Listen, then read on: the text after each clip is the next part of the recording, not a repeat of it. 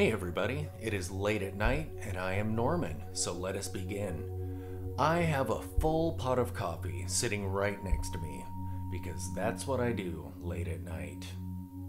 Tonight I want to talk about 5 watches that are extremely legible.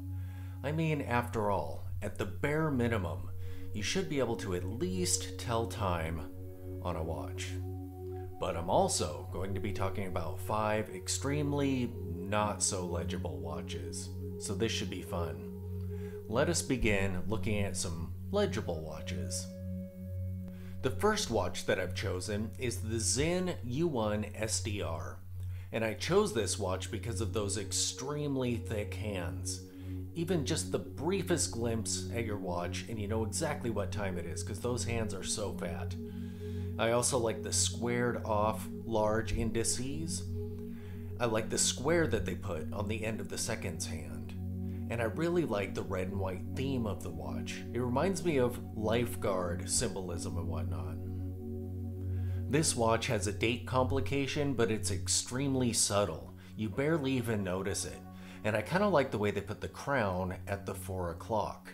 So those of you who, unlike me, are right-handed, that crown won't be digging into the back of your hand so much. These watches are great tool watches, super easy to read. The next watch that I've chosen is the Nomos Orion, and I love Nomos. I actually own the Orion Anthracite, but that watch is not so easy to read. With the black dial and chrome indices, in certain lighting it appears to be a blacked out dial, kind of like a Movado. But this white dial is super easy to read. I love the blued stick hands and the Bauhaus styling. Now it doesn't have numeric indices, but it's pretty easy to tell which number these indices stand for, so you can read this watch pretty easily. Look at how deeply into that minute track the minute hand goes. Even though this is a dress watch, you can easily tell the time accurate to the minute. I love Nomos. Again, it's the pinnacle of Bauhaus. The next watch that I've chosen is the king of all dive watches, the Rolex Submariner. And the particular model that I chose does not have a date complication to interfere with time telling. It also has larger than usual indices on it, so they're able to pack more lume into them. After all, the goal of dive watches is to be able to tell time even in low light, like underwater. So this watch has lumed indices, lumed hands, and lume in the bezel. While I personally prefer more vintage style dive watches, I do love me some Rolex Submariner. And I mean, it's a Rolex, so yeah. Ironically, the next watch that I have on my list is a Christopher Ward C65 Sandhurst. Some people claim that this watch is actually difficult to read because the hour and the minute hands are so close to one another in length. But I personally own this watch and I find it very easy to read. The hour hand goes just to the hour markers, which are numeric, so it makes it even easier to tell the time. The minute hand goes so deep into the minute track that it nearly touches the edge of the dial. And I love that seconds hand. It has a red highlight on it that takes up nearly a third of its length. I actually like the vintage style lume. I think it softens up the dial a bit. And I can't bring up Christopher Ward without mentioning their amazing case design. Sweeping curves and interesting aesthetics to it. Without it being over the top, it's still subtle and classy. Christopher Ward is just great. The last watch I have on my list of easy to read watches is a Bell & Ross BR0392. This watch has large pointed hands and the size of those indices. Even if I wasn't wearing my glasses, I would still be able to tell the time on this watch. It has a date complication, but it's barely even noticeable.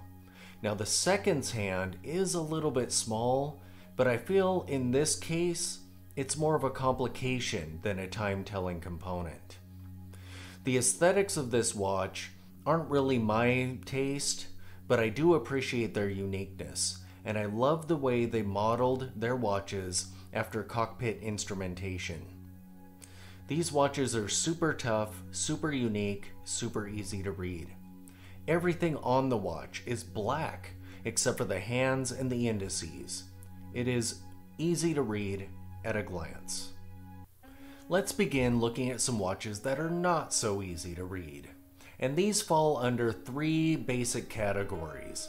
The first is blacked out, the second is camouflage, and the third is way too minimal. So let's begin looking at some of these watches.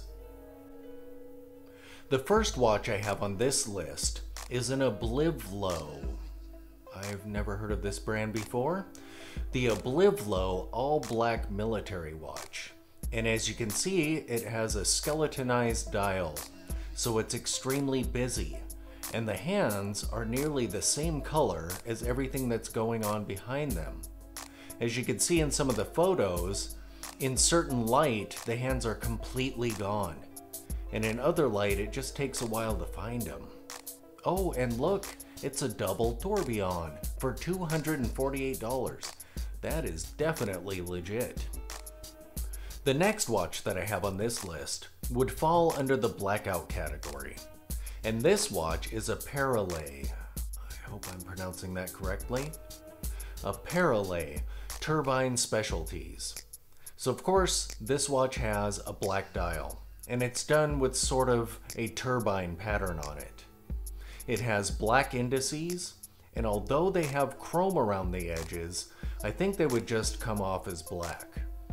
The hands are really dark gray or gunmetal, and they're so dark they blend in with the rest of the dial as well.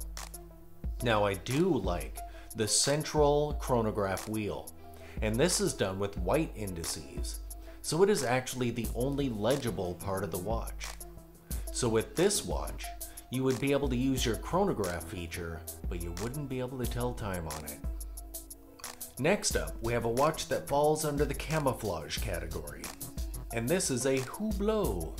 A Hublot Unico Camo Yoji Yamamoto. And the model that I'm looking at is a 45mm because it's smaller than 50mm. And holy camouflage. It's like the hands and the markers are trying to hide from us.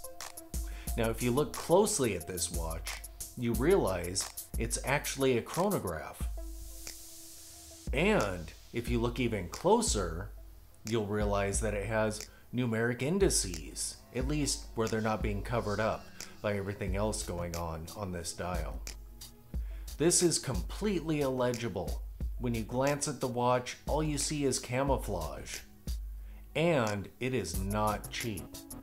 If you went with one of these watches, you're basically paying for a $23,000 bracelet.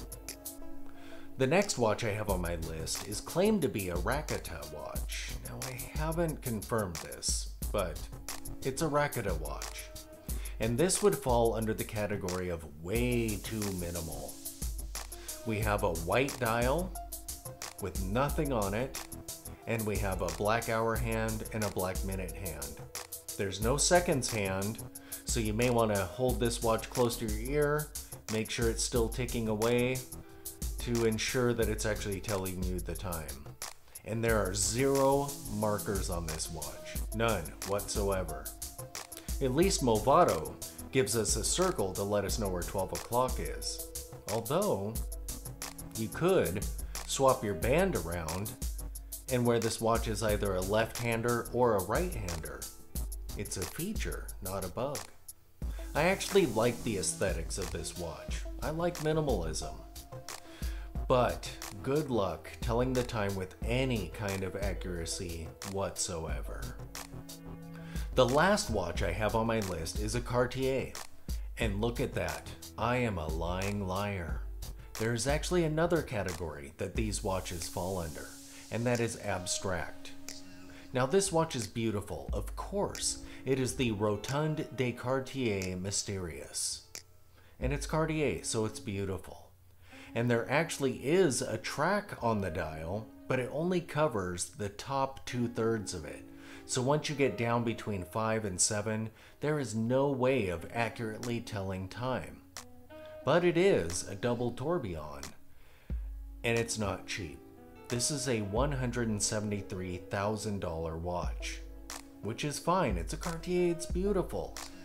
But if you're up late at night like I am, or if you have to be at work at 5:30 in the morning, good luck getting there on time. I love the variety there is in watch collecting. There is a watch for everybody. If you're looking for a simple, easy to read watch or a tool watch, you could go with something like the first 5 watches that are reviewed here. Or if you're looking for something unique, artsy, crazy, surreal, you could go with watches similar to the last 5 watches that are reviewed here. Variety truly is the spice of life. Thanks for watching.